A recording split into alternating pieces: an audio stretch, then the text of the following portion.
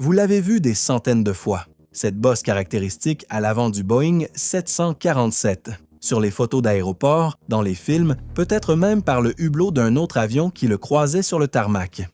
La plupart des gens pensent qu'elle sert à transporter plus de passagers. D'autres pensent qu'elle abrite simplement le cockpit, comme une sorte de tour de contrôle miniature. Les deux réponses sont incomplètes. La vraie raison de cette bosse n'a presque rien à voir avec le confort des passagers. Elle vient d'une décision commerciale prise en 1965, une négociation tendue entre un constructeur et son plus gros client, et elle a changé l'histoire de l'aviation bien au-delà de ce que ses créateurs avaient imaginé.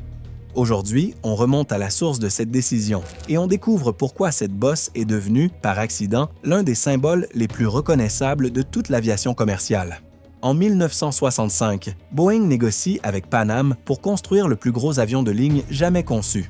Johan Tripp, le patron légendaire de Pan Am, voulait un avion 2 fois plus gros que tout ce qui existait pour répondre à l'explosion du trafic aérien transatlantique. Boeing avait besoin de ce contrat. L'entreprise venait de connaître plusieurs années financièrement difficiles et un échec sur ce programme aurait pu menacer son avenir.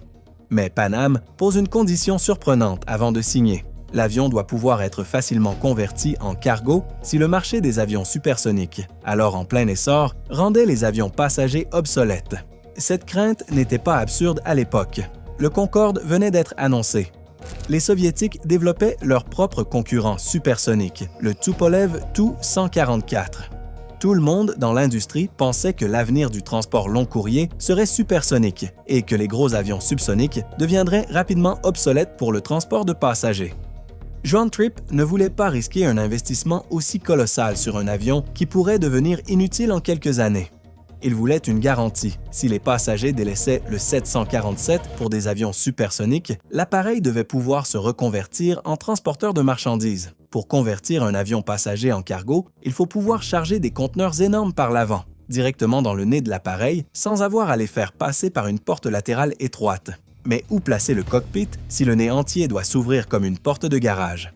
C'est exactement le problème que les ingénieurs de Boeing devaient résoudre. Et vite, parce que Pan Am attendait une réponse. La solution des ingénieurs de Boeing a été aussi simple qu'ingénieuse. Placer le cockpit au-dessus du pont principal plutôt que devant lui. Cette position libère complètement le nez de l'avion pour le chargement cargo.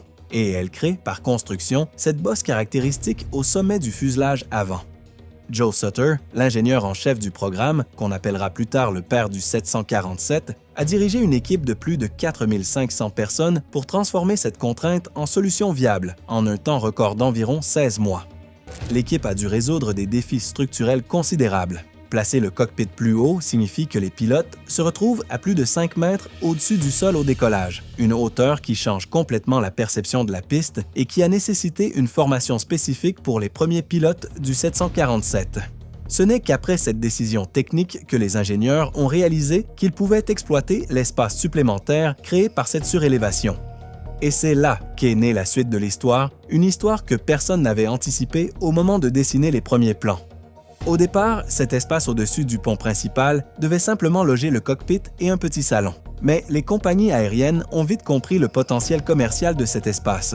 Dans les années 1970, plusieurs transporteurs ont transformé cette zone en bar de luxe, en salon premium ou en espace de détente pour les passagers de première classe.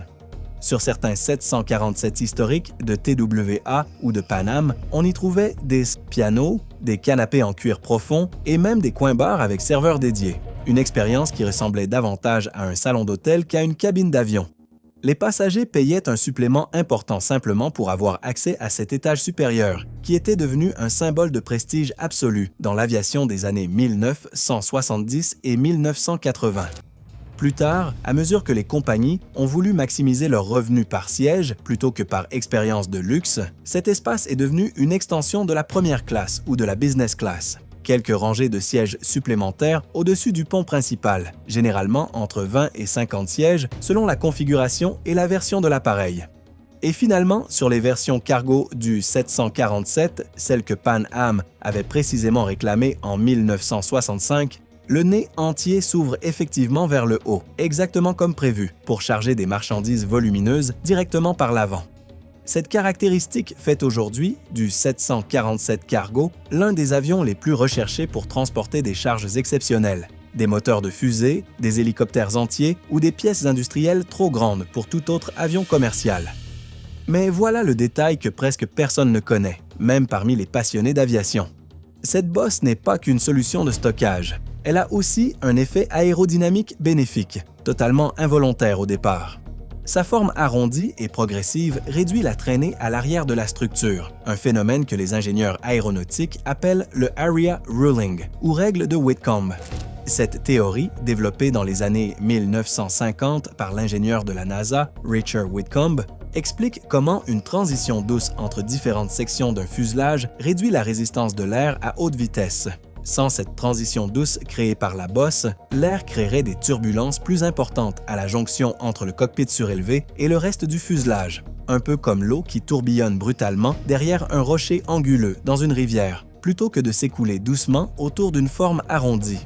Ce qui signifie que la bosse du 747, conçue à l'origine pour une raison purement commerciale, satisfaire une clause contractuelle de Pan Am, est devenue par accident un avantage aérodynamique qui contribue modestement à l'efficacité énergétique de l'appareil.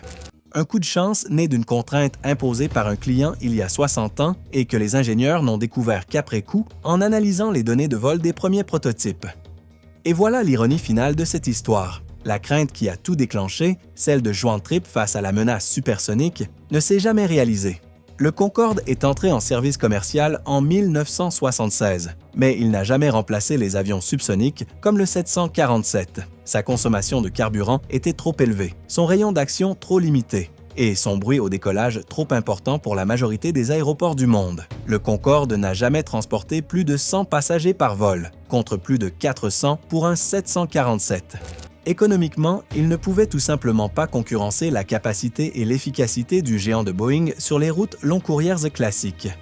Le 747 n'a donc jamais eu besoin d'être massivement converti en cargo pour survivre commercialement comme transporteur de passagers. Mais la flexibilité prévue par contrat s'est révélée précieuse d'une autre manière. Elle a permis à Boeing de développer des versions cargo dédiées qui dominent encore aujourd'hui le marché du fret aérien lourd, plusieurs décennies après l'arrêt de la production des versions passagers.